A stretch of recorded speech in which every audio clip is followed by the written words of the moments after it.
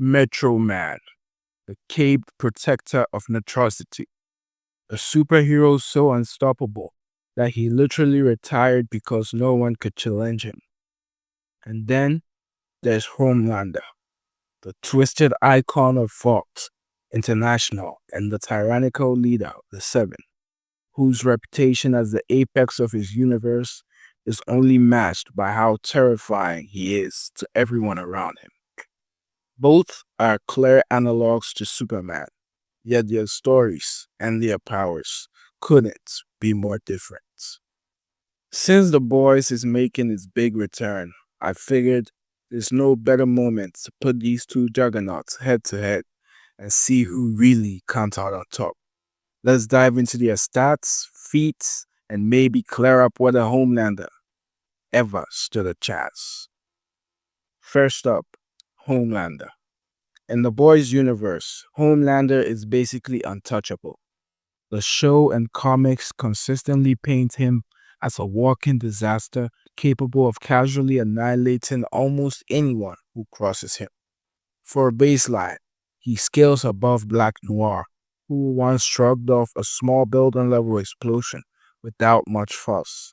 And let's not forget about Queen Maeve, who endured Soldier Boy's massive detonation at point blank range, calculated somewhere between large building and city block level of destructive force. Homelander easily overpowered both of them, but it doesn't stop there. The animated Diabolical series, some of which is canon, shows Homelander surviving an enormous factory blast that reaches into multi-city block or small town level energy. There's also that famous line about no weapon being able to harm him.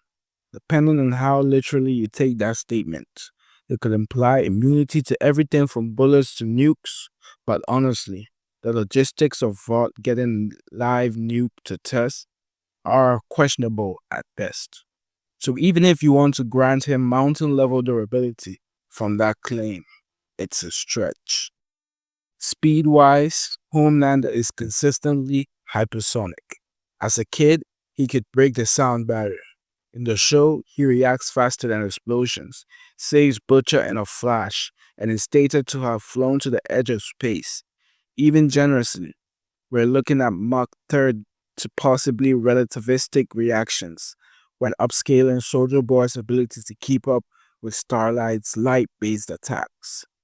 His lasers are the real threats. Two focused beams that vaporize anything in their path. But compared to cosmic tier heroes, he's still not quite in their league. Metroman, on the other hand, is basically the Looney Tunes version of Superman. But that doesn't make him weak. Just to set the scale, Metroman is portrayed as so overwhelmingly powerful that Megamind gave up trying to beat him and had to fake a death scenario to get to Jazz. Titan, who inherited a fragment of Metroman's DNA, was able to toss skyscrapers and casually vaporize city blocks with his eye beams. That's already a solid city block level baseline. And remember, Titan's power was just a fraction of Metroman's. If you take statements and art book law into account, Metro Man could counter or outclass many of Megamind's world-threatening inventions. One of these devices, the Death Ray, is explicitly described as containing the full concentrated power of the sun. Even if you interpret that as only a second's worth of solar output, you're looking at multi-continental energy. Some might argue it's hyperbole, but the film goes out of its way to establish that nobody thought it would actually work. Even Megaman himself was shocked, and Metro Man had to pretend to be weak to copper just to sell the illusion.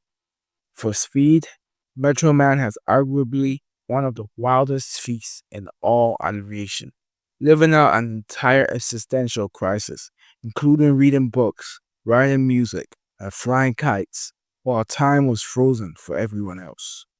Megamind, who can perceive lasers and react to spaceships crossing galaxies, didn't even see him move. That implies Metroman's casual movement speed exceeds light by orders of magnitude, possibly millions of times faster. Even ignoring raw stats, Metro Man has decades of experience fighting genuinely existential threats. Megamind builds tech capable of leveling cities or worse, and Metro Man neutralized it all without breaking a sweat. Homelander, by contrast, mostly terrorizes ordinary humans and small time super terrorists.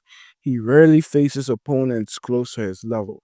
When he does, he either gets blindsided or needs a help. While Homelander has a ruthless mentality and no hesitation to kill, it's hard to imagine that helping him against someone with Metro Man's absurd speed and power gap. So who wins? Even if you give Homelander every benefit of the doubt, mountain level strength, relativistic reactions, nuclear durability, he's still hilariously outmatched. Metro Man could blitz him before Homelander even knew what happened. And that's assuming Metro Man doesn't just stand there and tank every laser blast with zero damage. To put it simply, Homelander is a big fish in a small pond. Metro Man is the ocean.